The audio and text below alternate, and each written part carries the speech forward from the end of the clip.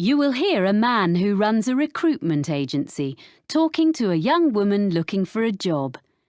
First, you have some time to look at questions 1 to 6. Pause the recording for 30 seconds.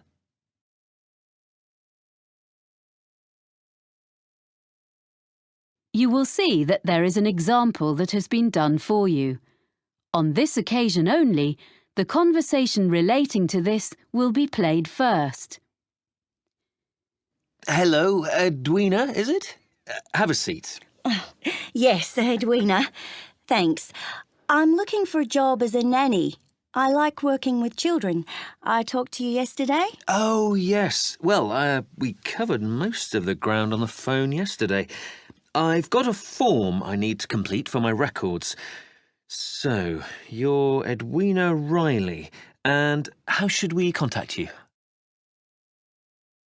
The woman's name is Edwina Riley, so Riley has been written in the space.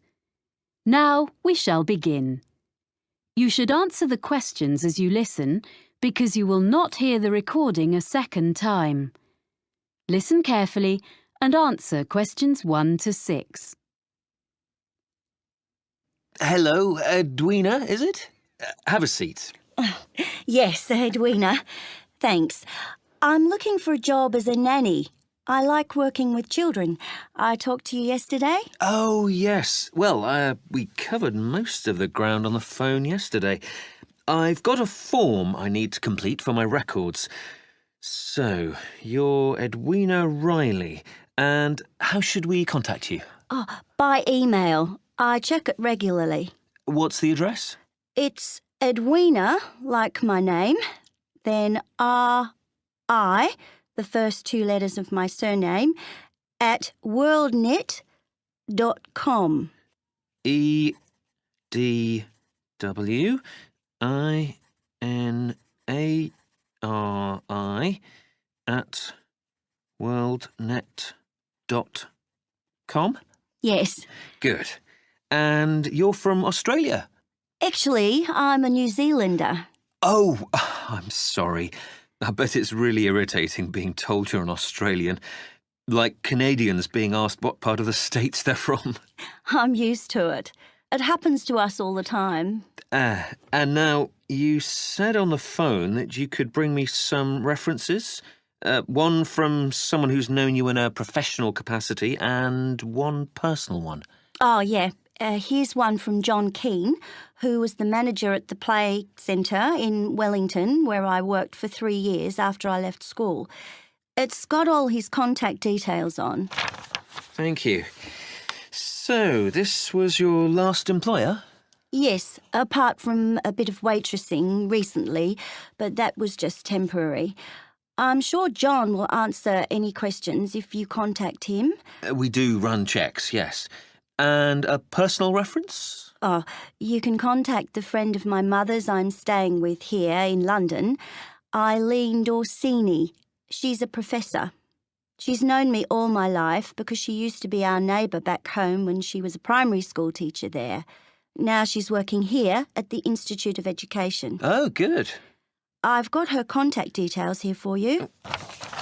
Thanks. I think I have some jobs to suit you. Oh, do you have any practical qualifications, by the way? Life-saving, music, anything? I've got an up-to-date first aid certificate. I did a course when I was working. That's good. First aid. Anything else?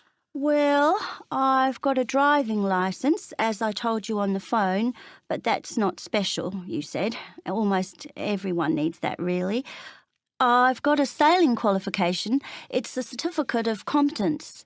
So you're a yachtswoman? I love sailing. Well, I'll note you have a certificate.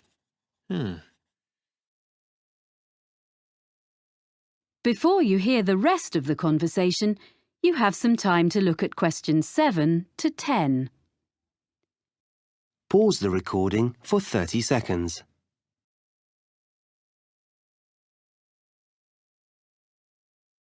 Now listen and answer questions 7 to 10. Now, as I mentioned yesterday, there are 3 families, and the job description is much the same for all of them, as I explained. There are a few other things you need to know. Anyway, the first family is here in London. Yes, I did make a few notes. London, that's the Bentons with 2 children? Yes, that's right. A girl of 3 and her brother, who's 8. The little boy has a quite serious food allergy. Did you learn about things like that on your course? Oh, well, I know what to do if someone has an allergic reaction. Good. But what they mainly want is someone with an interest in sport, as, well, that's the kind of family they are. Oh, that's okay. I'll enjoy that. Good. Now, the next people are in the country near Oxford. Oh, yeah, the Grangers? Yeah, so they have twin boys of 5 who are a bit of a handful, I suspect. But it's a lovely place, quite a grand house, and the family is extremely welcoming. They keep horses. Do you ride? I did when I was younger. I like animals generally. Well, Animal Lover was their special request, so you'd be fine there. The last family... Yes? I don't think I told you. They live in Scotland. Really? What's their name? Campbell. Oh, yes. And they have 4 girls under 10? That's it. They have a lovely city flat and they own a small island. Wow! Actually, you might get on with them very well. They particularly wanted someone who would be prepared to cook when they go camping on the island. Camping would really suit me, and I'm used to taking my turn doing the food, but it is a long way from London. Yeah, well, you can think about it. Then, as soon as I've checked your references, we can arrange for you to talk to all of the families. Right. Thanks very much. Thank you. I'll email you as soon as I can. That is the end of section 1. You now have half a minute to check your answers. Pause the recording for 30 seconds. Listening, section 2. You will hear a woman talking to a group of people who are looking round a sports and leisure centre. First, you have some time to look at questions 11 to 14. Pause the recording for 30 seconds.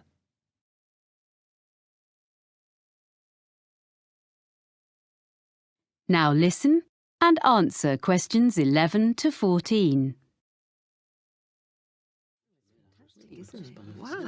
Ladies and gentlemen, I'm very pleased to be able to welcome you to Cityscope, our lovely modern sports and leisure facility.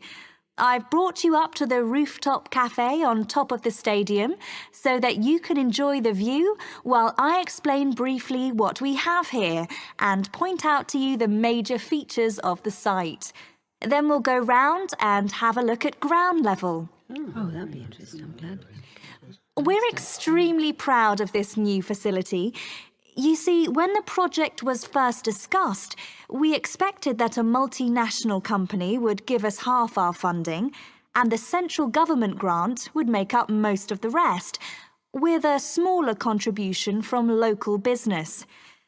Well, we'd got quite far into the planning stage when the multinational pulled out, and both central and local government decided they couldn't afford anything. So we ended up with a beautiful project, a small amount of sponsorship promised by local organisations, and nothing else. We thought we'd never build it, but at the last moment we had an amazing donation of several £1 million from a national transport company, and that got us going again. And we managed to get all the rest from local fundraising. There's hardly a street in the city that hasn't made its contribution one way or another. So there's a true sense of local ownership here. So this is what we got. We wanted a new stadium because the 1950s football stadium is on the other side of town and is shortly due to be pulled down and built over. This site was the old airport, with some playing fields on one side of it and a few buildings from the 1930s when the airfield first opened. So, we were able to plan a new stadium with plenty of room for all the things people wanted. The playing fields have been upgraded and refenced, so they are now a set of top-quality outdoor pitches for amateur football, hockey and so on. We have both sports and other entertainments here. We want to encourage all kinds of people onto the site and hope some of them may come to use the cinema or the cafe and end up trying the fitness centre. These are all grouped together. The cafe is in the original 1930s passenger hall, and the architects have managed to retain some of the elegant style of the building. The other buildings, like the control tower, which would have made a great feature, and the aircraft hangars, which we had hoped might house the fitness centre, were unfortunately not structurally sound enough to preserve. So, everything else is newly built, opened in 2010. Before you hear the rest of the talk, you have some time to look at questions 15 to 20. Pause the recording for 30 seconds.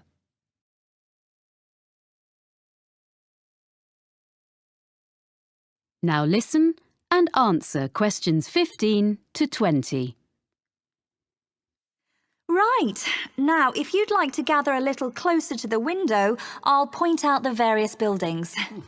Very nice. We're at the highest point of the stadium here in the rooftop cafe, on the opposite side to the main entrance doors. On our left, you can see two buildings just beyond the end of the stadium. The closest one is the business centre, used for meetings and conferences and so on, which provides a good source of revenue for the upkeep of the sports facilities. And next to the business centre, the bigger building is the hotel, which is rented from us by an independent company. As you see, they are served by the perimeter road, which runs round 3/4 of the site. Now, coming round to the front of the building, immediately in front of the entrance, that circular open space at the end of the road is the transport hub.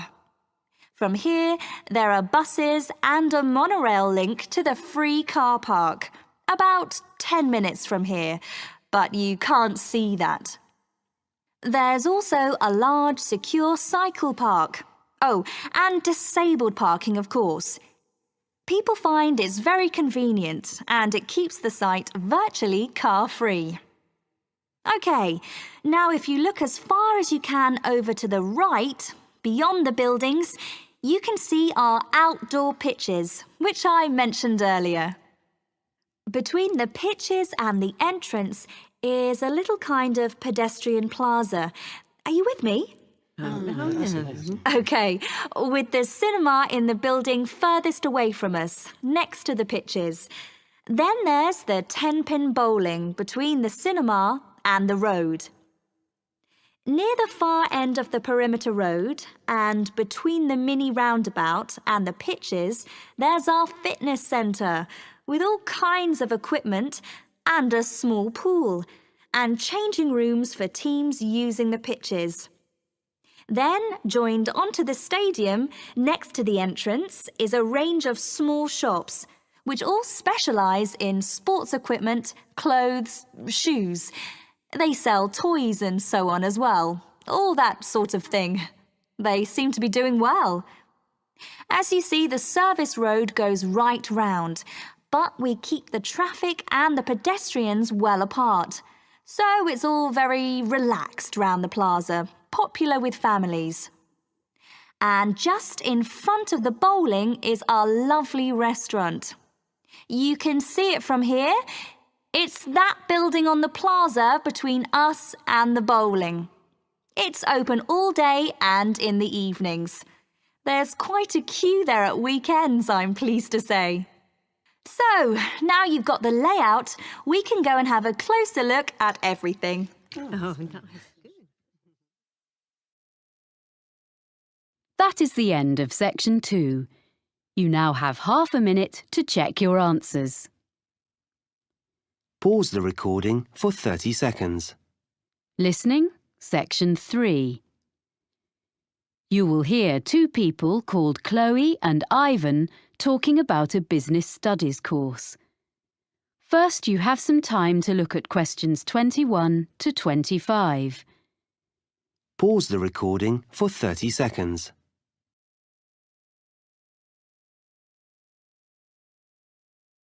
Now listen carefully and answer questions 21 to 25.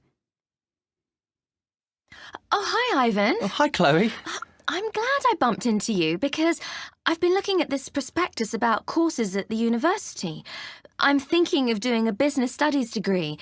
Isn't that what you're doing? Yes, I'm about to start my 3rd year. I think you'd enjoy it. Is there something on the course that you're not sure about?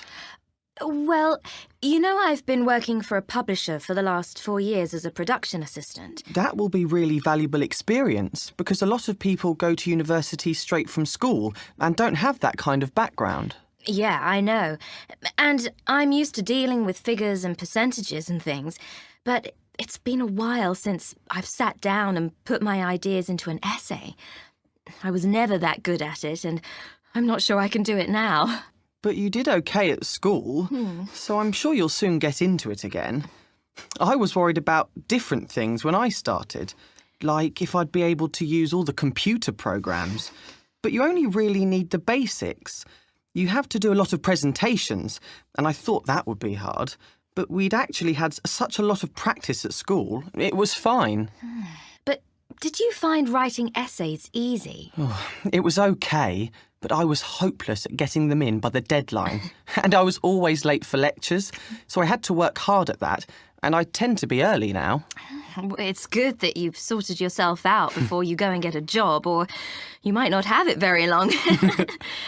I think the course looks really interesting. It is. And it also gave me the chance to spend 6 months working in a local business last year. That's not so important for me, unless I could go abroad to use my foreign languages. But that doesn't seem to be on offer, which is a shame. What really appeals to me, though, is the idea of being assessed throughout the year. I think that's a much more productive way of learning, instead of everything being decided in an exam at the end. It's good for people like you who are hard-working all year round. You'll be spending all your time in the library. They've just expanded it too. That's good. Well, yes and no. They've made the study area bigger, but it means they've taken some of the magazines and periodicals away. So I think it was better as it was. The university's expanding all the time, and there are lots of new courses coming next year. Well, that's great news, isn't it? It means the college will have a better reputation, as more people will hear about it. So that's good for us. I agree, but they really need to add more lecture rooms, as we often have lectures in tiny rooms. Well, you obviously think overall it's a good place to do a degree. I should probably go and have a look round. Well, it's holidays now, and there's not much going on there. Oh, so it's probably not worth going in now. But you could email my tutor. I know he'd be happy to answer any questions. I can give you his email address. I looked at quite a lot of other universities and read loads of prospectuses, but I thought this one was the best. Before you hear the rest of the conversation, you have some time to look at questions 26 to 30. Pause the recording for 30 seconds.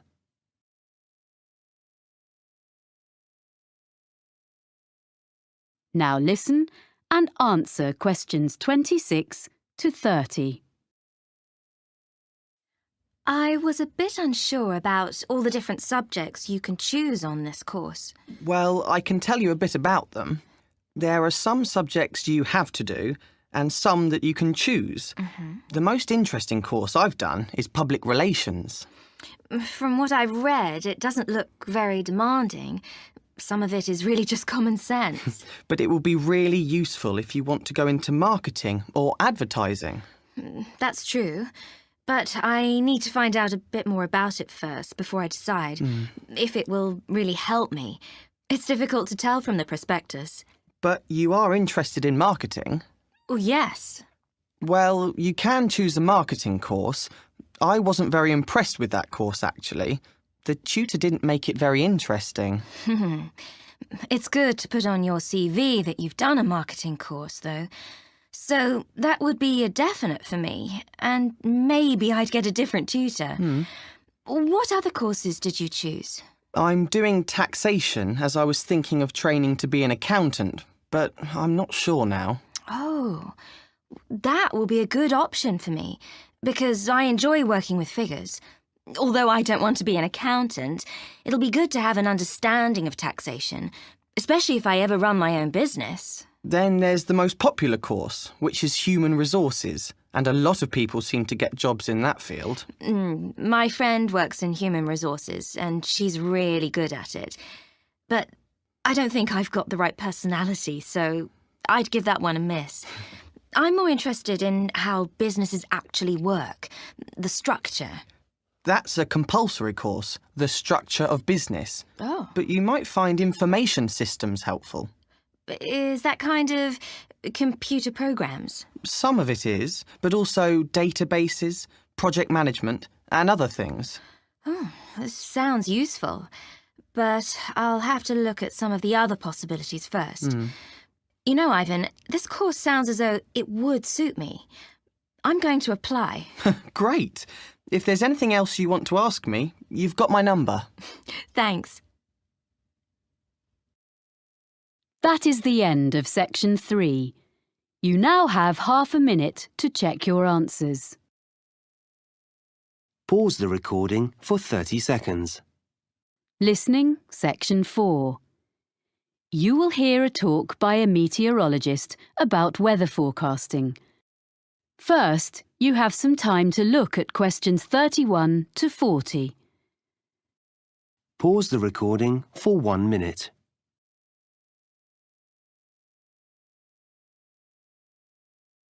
Now listen carefully and answer questions 31 to 40. I work for the National Weather Service, and as part of your course on weather patterns, I've been asked to talk to you about how we predict the weather. We're so used to switching on our TVs and getting an up-to-date weather forecast at any time of day or night that we probably forget that this level of sophistication has only been achieved in the last few decades, and weather forecasting is actually an ancient art. So I want to start by looking back into history. The earliest weather forecasts appeared in the 1500s in almanacs, which were lists of information produced every year. Their predictions relied heavily on making links between the weather and where the planets were in the sky on certain days. In addition, predictions were often based on information, like if the fourth night after a new moon was clear, good weather was expected to follow. But once basic weather instruments were invented, things slowly started to change. In the mid-15th century, a man called Nicholas Kuser, a German mathematician, designed a hygrometer which told people how much humidity there was in the air. To do this, Kuser put some sheep's wool on a set of scales and then monitored the change in the wool's weight according to the air conditions. A piece of equipment we all know and use is the thermometer. Changes in temperature couldn't really be measured until the Italian Galileo Galilei invented his thermometer in 1593. It wasn't like a modern-day thermometer because it had water inside it instead of mercury. In fact, it wasn't until 1714 that Gabriel Fahrenheit invented the first mercury thermometer. In 1643, another Italian, called Evangelista Torricelli, invented the first barometer, which measured atmospheric pressure. This was another big step forward in more accurate weather predicting. As time went on, during the 17th, 18th and 19th centuries, all these meteorological instruments were improved and developed, and people in different countries began to record measurements relating to their local weather. However, in those days it was very difficult to send records from one part of the world to another, so it wasn't possible for them to share their information until the electric telegraph became more widespread. This meant that weather observations could be sent on a regular basis to and from different countries. By the 1860s, therefore, weather forecasts were becoming more common and accurate because they were based on observations taken at the same time over a wide area. In 1863, France started publishing weather maps each day. This hadn't been done before, and other nations soon followed. So that was the start of national weather forecasting. And I'll now tell you how we at the National Weather Centre get the information we need to produce a forecast.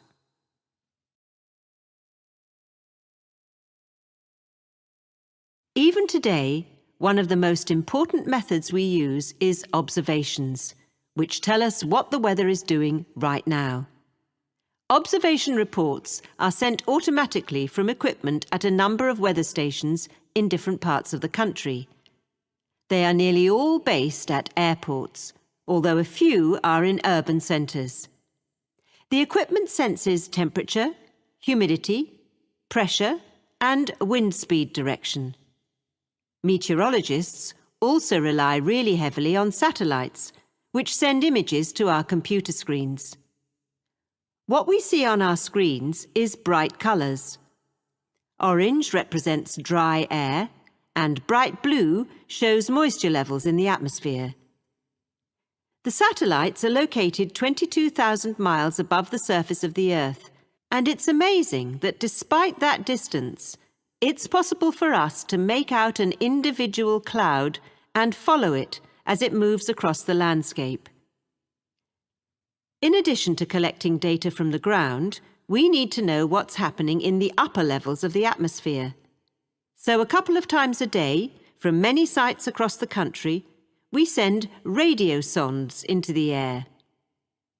A radio sonde is a box containing a package of equipment, and it hangs from a balloon which is filled with gas. Data is transmitted back to the weather station. Finally, radar. This was first used over 150 years ago and still is. New advances are being made all the time, and it is one method for detecting and monitoring the progress of hurricanes. Crucial information is shown by different colours representing speed and direction. Radar is also used by aircraft, of course.